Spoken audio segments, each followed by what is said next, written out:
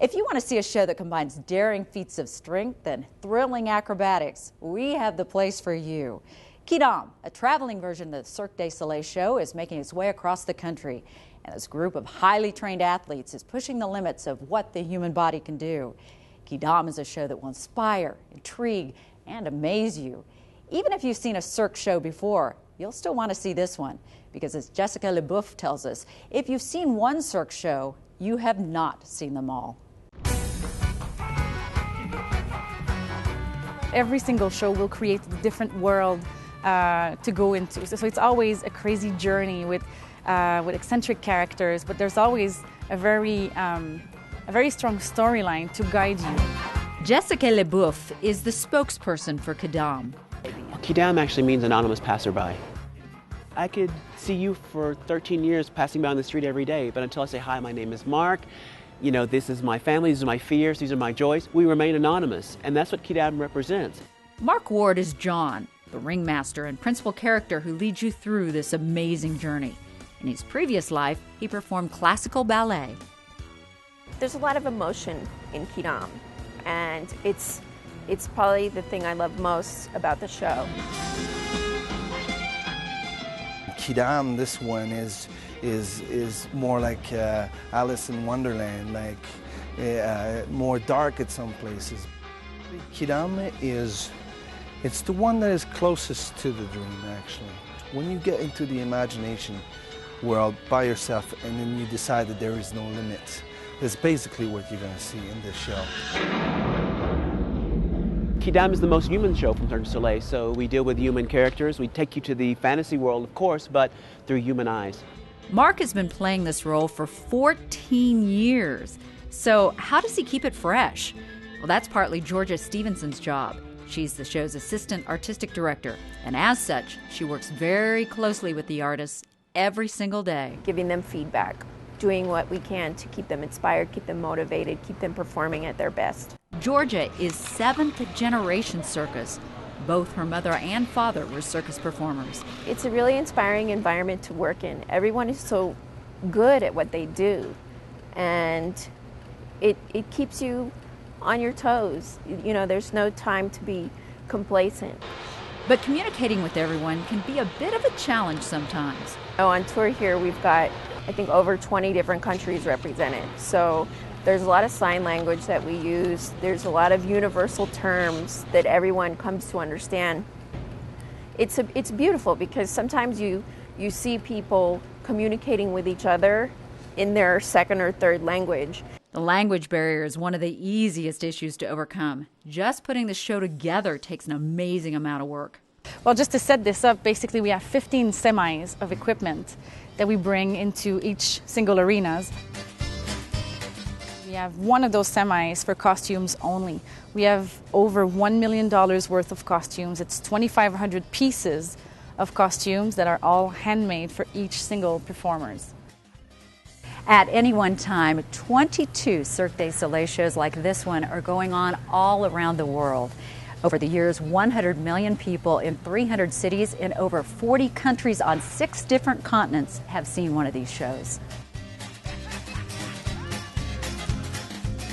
If someone comes to see the show for the first time, they're going to be blown away. They're going to see music, acrobatics, dancing, acting, singing. It's like going to Broadway, a gymnastics meet, and everything all in one. The cast of the show includes Olympic athletes, martial artists, people who played competitive sports, and professional dancers like Mark. So how does Cirque find these amazing performers? After coming up with the theme of the show, creators scour the planet looking for someone who has the skills required to execute the stunts.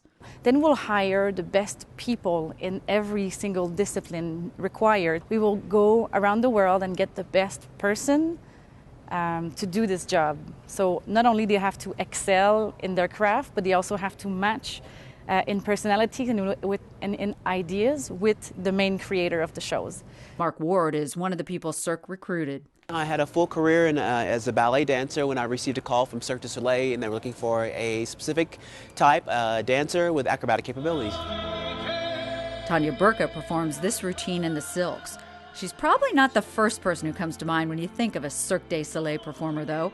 She's an MIT graduate and her parents thought she'd work for NASA someday. This isn't quite NASA, but Tanya says her studies at MIT actually help her here too. It's funny. In the end, I took a lot of my aspects of that personality into this job, because with the silks, a lot of the idea in the end is that you come up with your own ways of moving in the fabric, and in order to create the figures and the big dynamic drops and everything, it winds up coming down to engineering. Where do I put the fabric? Okay, if I do this, is it safe? Is it consistent? So in that sense, my little math brain really came in handy.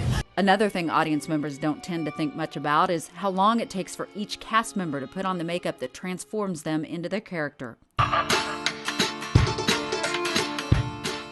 Each of these performers is given a pattern to follow to create their specific look, and they spend hours a day making that transformation. So I've been doing almost 2 hours of makeup for almost 20 years now. No, it's because it does take 2 hours every day. It's my time to unwind. You know, I meditate, I think about things or what I need to do, other work. It's just my time of just kind of zoning out. It is something that I have to do every day, so I have to make it enjoyable. I have to think of like airbrushing.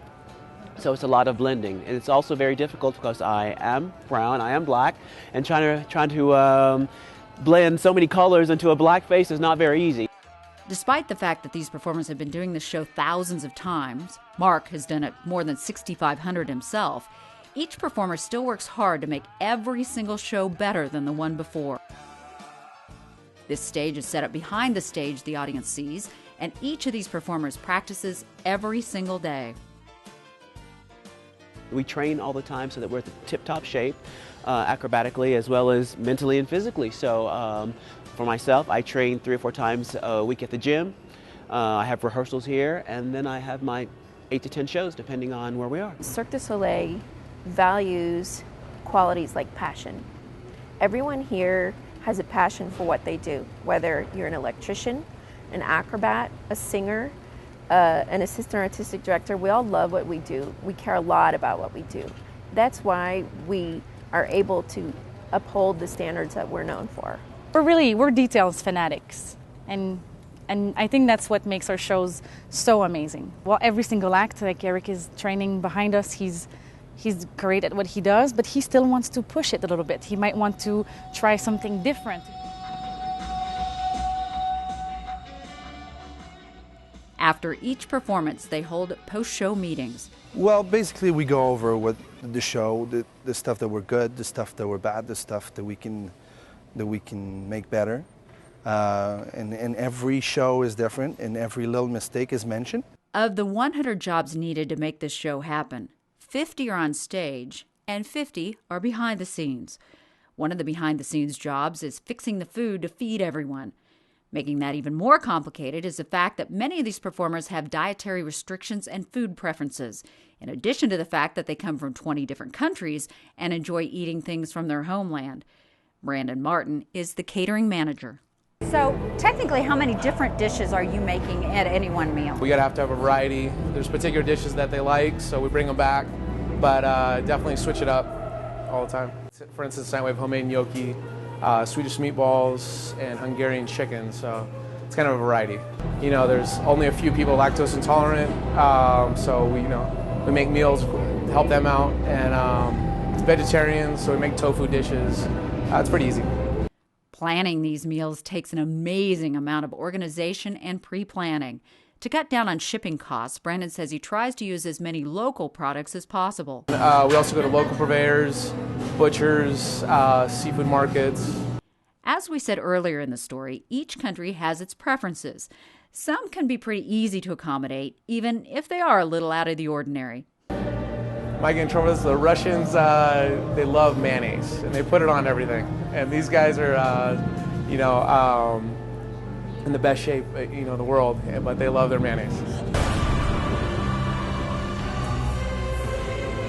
Bridget Barril is the transport and lodging coordinator. It's her job to make sure all 100 employees have plane tickets, buses, hotel rooms, lunches they like to eat on the journey, and any other transportation needed to get them to their destination. It is tricky depending on where we finish one leg and we start another one. It can be tricky. During my vacation, I follow the weather report from all over the place kind of religiously because I'm always afraid there's going to be a snowstorm somewhere and nobody can come back. Every 10 weeks, she has to get all 100 employees back to their homeland for a 2-week break. And of course, they want to get home as soon as possible. It can mean a lot of travel. We do have some people that, because of where they live, they will travel almost 2 full days before being home. It's not unusual for many of these performers to have been on the road for 8, 10, or even 14 years. So how do they do it? It's an amazing lifestyle, but it's not for everyone. And you have to love it. If you don't love it, you don't stay. You meet so many interesting people. You get to work with people from all over the world, and I really appreciate that. Since day one, I've felt so lucky to be here. I'm very passionate about what I'm doing. We're in a new city every week, and it's cities we might otherwise never have gone to. And so for our days off, it's like we get to explore amazing things. Every morning that I wake up, I'm so jazzed. I hope to keep going until they pull me off stage. If you'd like to see the show for yourself, Quidam is coming to Wichita's Intrust Bank Arena for 7 performances, January 2nd through the 6th.